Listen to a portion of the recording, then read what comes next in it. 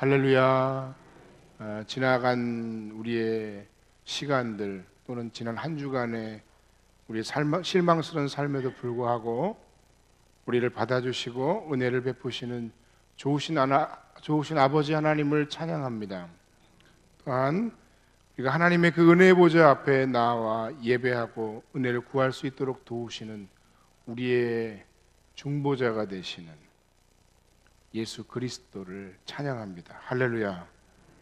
지난 주간에 우리가 형통한 사람이라는 주제로 요셉의 삶에 대해서 말씀의 은혜를 나눴습니다. 지난 주간에 39장을 나누고 오늘 45장을 나누는데 사실은 그 사이에 정말 너무나 많은 일들이 있었습니다. 그리고 그는 기어코 애굽의 총리가 되었는데 그 애굽의 총리가 되기까지 그 요셉이라고 하는 사람이 어떤 삶의 성취, 세상의 성공을 이루는 그 모든 과정 가운데 그것이 결코 순탄하거나 쉬웠던 것이 아니었다는 것을 우리는 이 성경 말씀을 통해서 잘 알 수 있습니다. 그는 어린 나이에 너무나 많은 아픔과 어려움을 겪어야만 했습니다. 17의 나이에 형들에 의해서 이스마엘 상인들에 팔려서 애굽의 노예로 보내지는, 그리고 열심히 가정 총무 일을 하면서 인정받아서 주인에게 총애를 받고 먹는 것 외에는 정말 내가 다 너한테 맡긴다 라고 얘기할 만큼 대단한 그런 성공가들을 어린 나이에 달리는 것처럼 보였지만, 그러나 그의 암울한 20대는 끝까지 암울했습니다. 좋은 일이 없었어요. 결국 그 보디발의 아내의 유혹을 뿌리친 그는 오히려 주인의 아내를 범하려 했다는 억울한 제목으로 감옥에 갇혔어요. 기약 없는 감옥 생활을 해야만 했던 것입니다. 그러나 그곳에서도 여전히 하나님은 그와 함께 하시고 그의 삶에 계속해서 형통함을 주십니다. 바로 그때 그 보디발의 친위대장 보디발의 감옥에 갇혀있던 감방 동료 중에 누가 있었는가 하면 애굽 왕 바로의 술을 맡은 관원과 떡을 굽는 관원이 있었다 하는 겁니다. 근데 이 사람들이 왕에게 밉보여서 잠시 친위대장의 감옥에 갇혀 있는 중에 그들이 꿈을 꿨는데, 그 꿈을 해석했는데 그 꿈대로 정말 왕의 술을 맡은 관원은 복직되었다. 그리고 또 2년이라는 세월이 속절없이 흘러서 이제 요셉의 나이가 30살이 되었습니다. 애굽에서의 생활만 벌써 14년입니다. 아무런 희망도 어떤 삶의 소망도 기약도 없는 그 요셉의 삶이 이어지고 있는 중에, 그런데 이 이집트의 애굽에 정말 이상한 일이 하나가 있었는데 왕이 꿈을 꾼 거예요. 왕이 꿈을 꾼 게 도대체 뭐 이렇게 대단한가? 그런데 그 꿈이 너무너무 뒤숭숭한 거예요. 그 꿈을 이야기를 했는데 그 꿈을 해석해 주는 사람이 아무도 없었다는 겁니다. 창세기에 의하면 그 꿈의 내용은 대충 이런 겁니다. 나일강가에서 살찐 암소 7마리가 올라왔는데 그 살찐 암소 7마리가 풀을 뜯고 있는데 얼마 안 있다가 나일강가에서 또 다른 아주 삐쩍 마른 흉측한 암소 7마리가 그 살찐 암소 7마리를 잡아먹었다. 또는 벼 이삭 살찐 통통하게 잘 익고 잘 자란 벼 이삭 7개가 있었는데 뒤에 화려하게 흉측한 그 벼 이삭이 먼저 있던 곡식들을 다 잡아먹었다. 도대체 이게 뭐냐? 그 당시에 우리가 알고 있는 것처럼 이집트의 파라오는 태양신 라의 아들로 칭송을 받고 그리고 칭함을 받는 사람이었는데, 분명히 그 꿈은 신이 그에게 내리신 계시라고 생각했는데 그 꿈을 해석하는 사람도 없고 자신도 그 꿈을 해석할 수가 없었으니까 이것은 왕권에도 굉장히 치명적인 일이었습니다. 모든 왕의 신하들과 바로의 왕궁이 뒤숭숭한 가운데 무려 2년 만에 왕의 술을 맡았던 관원이 자신에게 있었던 일과 요셉의 이름을 기억해냅니다. 왕이여, 내가 이러이러한 일이 있을 때 나를 도와서 내 꿈을 해석했던 히브리 청년이 있는데 한번 만나보셨으면 좋겠습니다. 왕을 만난 요셉 앞에 왕이, 네가 히브리인으로서 뭘 할 수 있겠니? 저는 할 수 있는 것이 없습니다. 그러나 하나님이 하십니다. 하나님이 이 꿈을 해석해 줄 겁니다. 그 꿈은 하나인데, 두 가지 꿈은 하나인데 7년 풍년 후에 엄청난 7년 대기근이 올 것입니다. 그렇기 때문에 왕은 대비하셔야 합니다. 좋은 리더를 세우시고 그 밑에 각 지방을 감독하는 감독관들을 세우시고, 그래서 7년 동안 풍년이 나는 7년 동안 매해 수확량의 5분의 1씩을 꼭 잘 모아서 7년간 모아서 7년 흉년의 기근에 대비하십시오. 이런 정책적인 솔루션까지 제안하는 요셉의 모습을 보면서 이 바로의 왕은, 바로의 마음은 온통 요셉에게 다 뺏긴 겁니다. 그리고 정말 7년 풍년이 지난 이후에 한 2년쯤 지났을까요? 야곱의 가정에는 어떤 일이 있었을까요? 이제 모두 다 이제 아버지는 더 나이 먹었고 형제들도 요셉의 나이가 30이었으니 이제 더 장성한 어른들이 되었을 겁니다. 그런데 어김없이 같은 지역, 멀지 않은 지역에 있었던 이 야곱의 가정, 가나안 땅에도 흉년이, 기근이 찾아오고 모든 비옥했던 가나안 땅이 일순간 황무지가 되어서 이제 먹는 게 가장 큰 어떤 걱정거리, 근심거리가 되었던 것입니다. 그래서 아버지 야곱은 베냐민을 제외한 10명의 형제들에게 가족을 위해 네가 이집트에 가서 곡식을 곡식을 구해와라. 아직 이집트에는, 아직 수많은 애굽에는 곡식이 남아 있어서 사람들이 그리로 몰린다니 희망은 거기밖에 없다. 이집트로 가라. 왜 하나님께서 그런 상황을 만드시고 총리를 만든 가운데 그 흉년이 여파가 야곱의 가정에까지 미쳐서 그 야곱의 가정의 형제들이, 요셉의 철천지 원수였던 그 야곱의 가정의 형제들이 야곱 앞에 가게 되었는지, 그건 아직 그 정확한 이유는 우리는 알 수 없습니다. 총리가 된 요셉과 형제들이 만났습니다. 요셉은 형들의 요구를 쉽게 들어주지 않았습니다. 물론 형들은 자신의 눈앞에 있는 총리가 자신들이 팔아먹었던, 죽이려 했던 요셉인지는 꿈에도 상상하지 못했습니다. 이집트 말을 하죠. 옷이 바뀌었죠. 나이도 먹었죠. 전혀 못 알아봤던 거예요. 그러나 요셉은 알죠. 그래서 여러 가지 이유로 시므온을 인질로 잡고 베냐민을 데려오면 이 시므온을 풀어주겠다 했으나, 또 아버지와의 갈등 속에서 아버지가 베냐민만큼은 절대로 못 보내. 그렇지만 결국은 우여곡절 끝에 그 베냐민이 이제 요셉 앞에 서겨, 그리고 극적으로 온 형제들이 다 모여서 정말 화기애애한 분위기 속에서, 야, 이제 드디어 우리 모든 형제들이 다 가나안 땅으로 곡식을 얻어 돌아가는 건가 보다 하는 그 순간에, 마지막 순간에 베냐민이 그 은잔을 훔친 것처럼 되어서 결국 베냐민을 놓고 너희들만 가라 하는 그런 상황이 된 것입니다. 자, 이때 아버지에 대한 불만을 가졌던 그 야곱의 자식들이었지만, 그래도 아버지에게 있어서, 노년의 아버지에게 있어서 베냐민이라는 그 막내 아들이 어떤 의미를 가지고 있는지 잘 알고 있던 이 야곱의 자식들, 그 나머지 형제들은 절대로 그 아들을 놓고 올 수가 없었던 것입니다. 또다시 요셉처럼 또 죽었습니다, 애굽에 그냥 잡혀서 그냥 놓고 왔습니다, 이런 얘기를 할 수 있는 상황이 아니었다는 거죠.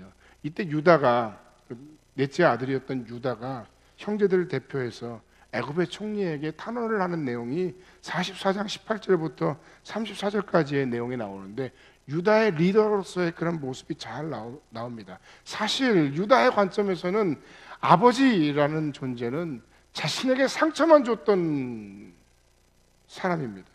평생을 서운하게 했던 사람입니다. 44장 27절로 28절 말씀해 보면 아버지가 자신들에게 했던 이야기를 그가 전하고 있습니다. 주의 종 우리 아버지가 우리에게 이르되 너희도 알거니와 내 아내가 내게 두 아들을 낳았으나 하나는 내게서 나갔으므로 내가 말하기를 틀림없이 찢겨 죽였다 하고 내가 지금까지 그를 보지 못하거늘 너희가 이 아이도 내게서 데려가려 하니 만일 재해가 그 몸에 미치면 나의 흰 머리를 슬퍼하며 스올로 내려가게 하리라 하니. 스올이 지옥이죠. 음부죠. 죽겠다는 거예요. 자기한테는 아내가 라헬밖에 없고 그리고 자기한테는 자식이 요셉과 베냐민밖에 없는데 요셉은 이미 죽었지 않느냐.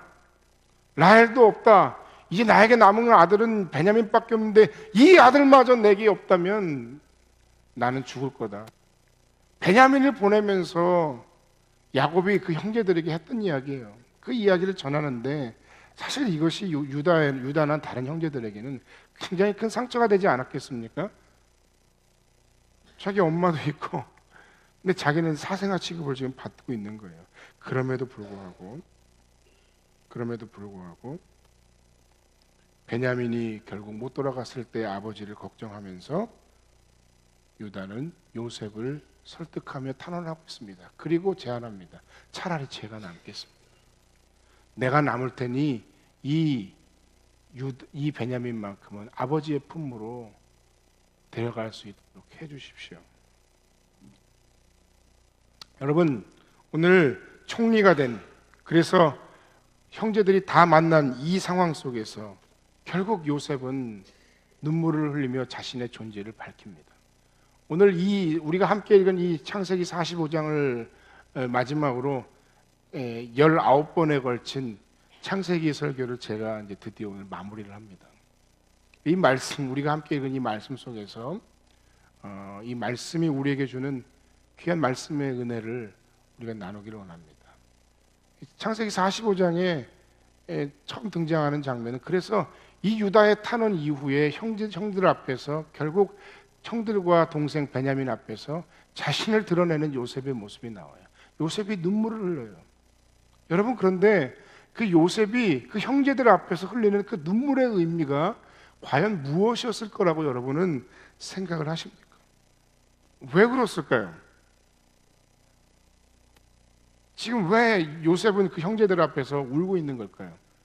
억울해서, 가슴 아파서, 속상해서, 분노가 치밀어서, 또는 아버지가 살아있어서 자기가 죽은 것으로 인해서 평생 큰 고통을 짊어지고 있는 그런 아버지를 생각하니까, 비록 자신을 애굽에 팔아넘긴 정말 극악무도한 형제들일지라도 자신의 형들이 지금 자신 앞에 지금 무릎을 꿇고 살려달라고 애원하면서 하는 그런 모습을 바라보면서 여러분 굉장히 복잡했을 것 같아요. 그러나 이 모든 것 속에서 요셉의 눈물을 해석할 수 있는 아주 중요한 단서들이 우리가 함께 읽은 이 말씀 속에서 잘 드러나고 찾아볼 수 있습니다. 요셉은 이 모든 이제까지의 삶의 과정과 자신이 총리가 되어 지금 서 있는 형제들의 모습, 무릎 꿇고 있는 형제들의 모습과 이 모든 상황 속에서 무언가 한 가지를 아주 중요하게 깨달은 것이 있다는 겁니다. 그것이 무엇이었는가 하면 바로 지나간 인생의 그 어떤 것도 의미 없는 것은 없다는 거예요. 어떤 것도 그렇습니다. 우리가 당하는 고난이 때때로 아무런 의미가 없는 애매한 것이거나 나의 죄악으로 말미암아 당하는 하나님의 징벌이라면 우리는 그것을 마땅히 받아야 할 것입니다. 그리고 회개하고 하나님의 말씀으로 돌아가야 할 것입니다. 하지만 우리가 만나는 고난이 그 애매한 고난이나 나의 잘못으로 인한 징벌로 말미암은 고난이 아니라면, 그리고 조금 더 깊이 생각해 보니 이것이 뭔가 하나님께서 나의 삶에 뭔가를 계획하시는 하나님의 큰 그림의 한 조각, 큰 그림의 한 과정이었다는 것을 깨닫게 된다면 여러분, 우리는 그 고난 앞에 그 고난을 대하는 태도나 접근하는 방식이나 해결하는 방법이 달라지지 않겠습니까? 우리는 하나님이 우리의 인생과 삶에 계획하신 모든 그림을 다 볼 수는 없습니다. 그렇기 때문에 때때로 내가 현재 당하는 나의 삶의 현재의 고난과 아픔과 괴로움이 너무너무 힘들어서 울고 싶고 절망스럽고 도망가고 싶고 정말 누군가는 죽도록 미워하고 정말 누군가는 죽도록 패주고 싶고 수많은 우리의 마음의 반응들이 나타날 수 있을 것입니다. 하지만 참된 신앙, 참된 믿음이라는 것은 바로 이 순간에 드러납니다. 지금 내가 그 이유를 다 알지 못할지라도 그럼에도 불구하고 이것이 정말 나의 연약함과 죄로 말미암은 징벌이 아니라면 이 모든 과정 속에 분명히 하나님의 역사하심과 선하신 섭리와 인도하심이 있을 것이다. 이 고난 가운데 하나님이 나를 통해 이루어 가실 그 하나님의 놀라운 섭리가 있을 것이다. 할렐루야. 그것을 확신하는 것, 그것이 바로 신앙이고 그것이 바로 참된 믿음이라는 것입니다. 요셉의 삶은 그야말로 설상가상의 삶입니다. 설상가상 아시죠?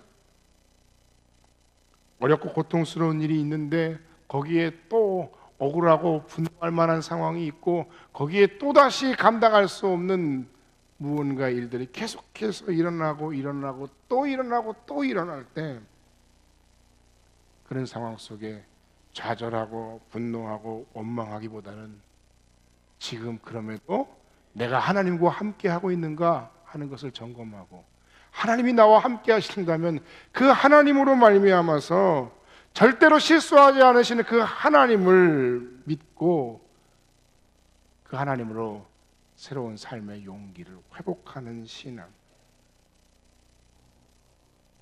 그 신앙이 우리에게 있어야 합니다.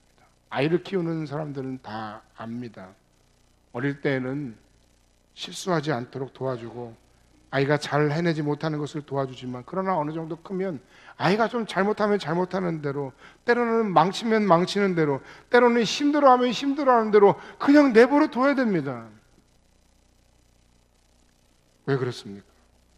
매몰차 보일지 몰라도 그 과정 속에서 건강하고 안전하기만 하다면, 똑같은 실수만 다시 반복하지만 않는다면 그것은 그 아이에게 엄청난 교육이고 삶의 보약 같은 그런 시간들이 될 것을 우리가 알기 때문입니다. 예방주사를 맞으러 갔는데 바늘이 무섭고 주사가 무섭다고 우는 그 아이에게 여러분, 아우 그래 무서워, 무섭지? 그래 맞지 마, 죽을 때까지 맞지 마 그러고 데려오십니까? 그럴 리는 없습니다. 그런 일들을 겪으며 살아갈 때 때로는 서럽고 너무나 고통스러운데 그럼에도 불구하고 그런 고통의 순간들을 우리가 묵묵히 헤쳐나가고 걸어나가면 그러던 어느 날 어느 순간에 내가 왜 그때 그와 같은 일을 겪었어야만 했는지,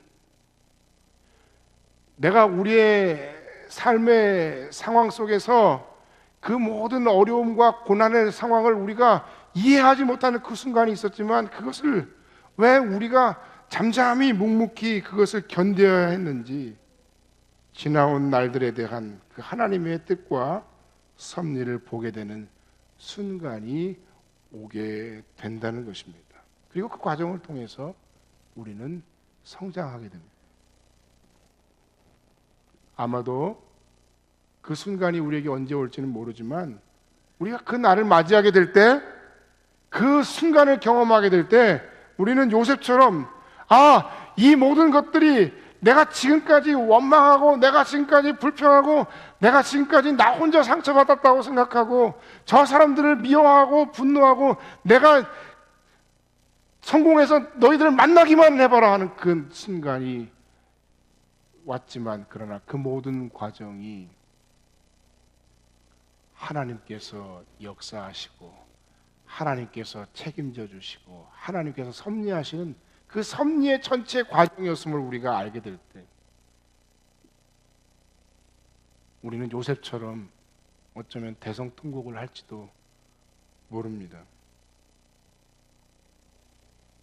우리 현재의 삶의 상황을 우리가 다 이해할 수 없지만, 그러나 그럼에도 믿음으로 하나님은 우리의 삶을 섭리하고 계시며 내 삶의 지나온 삶의 자리 가운데 그 어떤 것도 의미 없는 것은 없었음을 우리가 깨닫고 고백하게 될 때, 우리는 우리의 삶에서 뭔가 사라지는 어떤 것들을 바라보게 됩니다.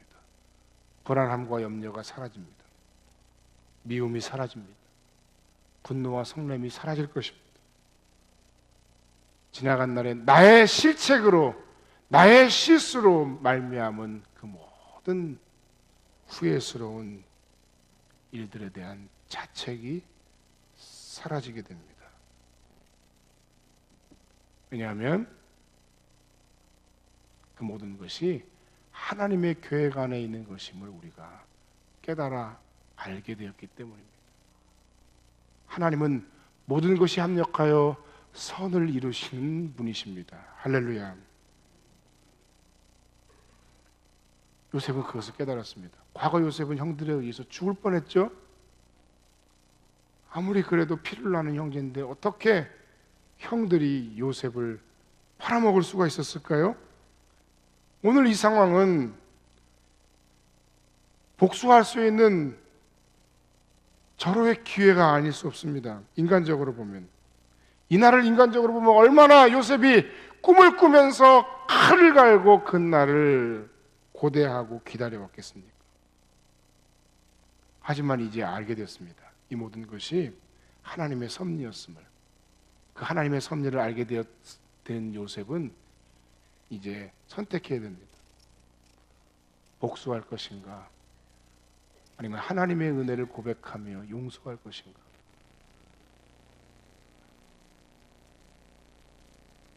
이것이 하나님이 우리에게 주신 완벽한 기회, 복수의 기회인지, 아니면 하나님이 우리에게 더 큰 하나님의 은혜를 펼치라고 허락하신 은혜와 축복의 시간인지 우리는 판단하고, 그래서 판단하면서 선택해야 합니다.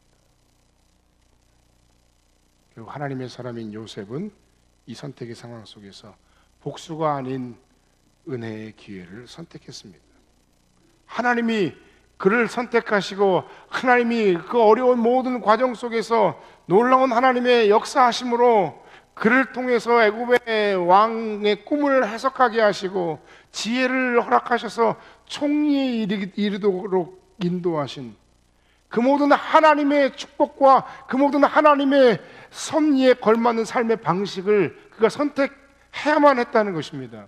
여러분, 요셉의 형제들이 요셉에게 한 일은 정말 이해할 수 없는 엄청난 일입니다. 상상할 수도 없는 일입니다. 그것은 요셉의 삶에 큰 상처가 되었을 것이 분명합니다. 그러나 그 요셉이 당한 억울함과 성냄과 분노할 만한 그 일보다, 그 상처보다 하나님이 요셉에게 허락하신 위로와 그 사랑과 함께 하심을 통한 형통함의 축복은 훨씬 더 컸다는 사실입니다. 우리는 그 하나님의 은혜를 놓치면 안 되겠습니다. 하나님의 은혜는 하나님의 은혜고, 내가 당한 억울하고 아프고 힘든 일은 억울하고 아프고 힘든 일이다. 만약에 이것이 별개의 문제라고 생각하면 우리 하나님의 은혜를 구하면 안 됩니다. 하나님께서 우리가 그 모든 억울함과 아픔과 고난의 상황에서 우리를 위로하시고 우리를 감싸 안으시고 우리를 통해서 축복하시는 까닭은 이 모든 것을 이해하고 이 모든 상처를 씻어내고 오히려 상처받은 이 사람들을, 나에게 상처 준 이 사람들을 용서할 수 있는 힘과 능력을 허락하신 때문이 아니겠습니까? 요셉은 그 하나님의 놀라운 섭리와 은혜를 깨닫고 고백하며 그 스스로가 하나님의 진정한 사람이 되기를, 하나님의 평화의 사람이 되기를 스스로 선택했습니다. 우리는 종종 완벽한 복수를 꿈꾸고 살아갑니다. 나를 아프게 한 사람, 나를 힘들게 한 사람, 내가 절대로 용서할 수 없는 상처를 준 모든 사람들에 대해서 내가 받은 것만큼, 아니 그 이상으로 갚아주고 싶은 그런 유혹에 빠질 순간들이 있습니다. 그러나 요셉은 자신이 겪어온 그 모든 숱한 인생의 풀무불 같은 엄청난 고난과 연단의 과정 속에서 더 큰 하나님의 은혜를 깨달았습니다. 더 큰 하나님의 사랑을 받았음을 그가 알게 되었습니다. 하나님의 사랑과 그가 받은 상처가 별개의 문제가 아니라는 것을 그는 알게 되었습니다. 이제 요셉은 과거의 철부지 소년이 아닙니다. 더 단단해졌습니다. 지금 요셉의 나이는 39살입니다. 깊어졌습니다. 성숙하게 되었습니다. 형제들에게 고백하고 있습니다. 5절에서 8절 말씀의 내용이 바로 그 내용입니다. 요셉이 뭐라고 얘기합니까? 당신들이 나를 이곳에 팔았다고 해서 근심하지 마소서, 한탄하지 마소서. 하나님이 생명을 구원하시려고 나를 당신들보다 먼저 보내셨나이다. 이 땅에 2년 동안 흉년이 들었으나 아직 5년은 밭갈이도 못하고 추수도 못할지라 하나님이 큰 구원으로 당신들의 생명을 보존하고 당신들의 후손을 세상에 두시려고 나를 당신들보다 먼저 보내셨나니 그런즉 나를 이리로 보낸 이는 당신들이 아니요 하나님이시라. 하나님이 나를 바로에게 아버지로 삼으시고 그 온 집의 주로 삼으시며 애굽 온 땅의 통치자로 삼으셨나이다. 할렐루야.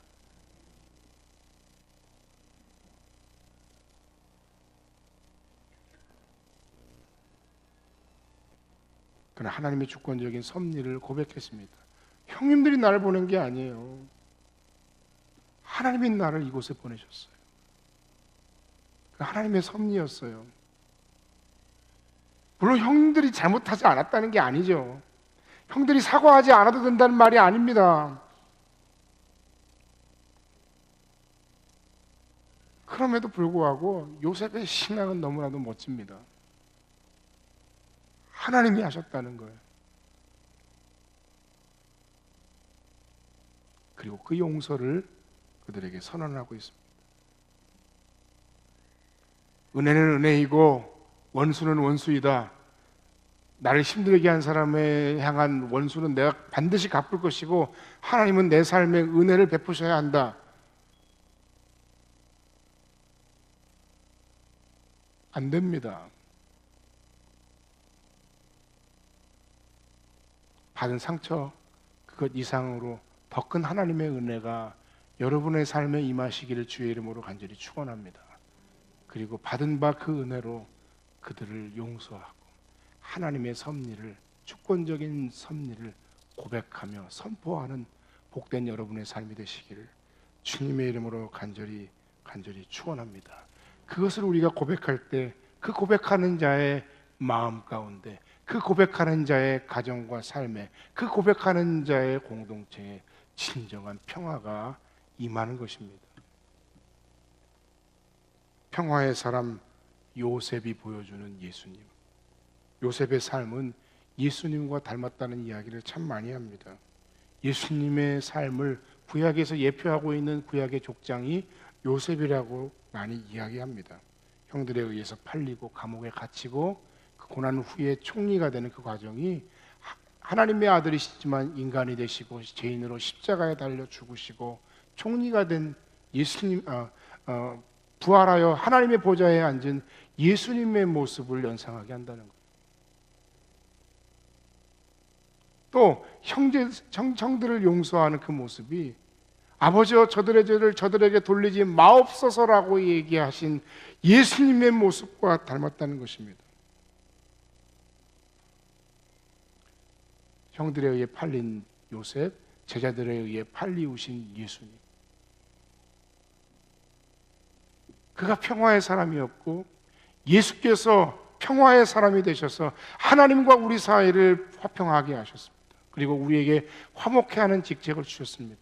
여러분의 인생과 삶에 어떤 원한이, 어떤 고통이, 어떤 아픔이 있을지 모르지만 그러나 하나님 주시는 풍성한 은혜와 그 사랑 속에서 평화의 사람이 되기로 결단하는 여러분들이 되시기를 주님의 이름으로 간절히 축원합니다.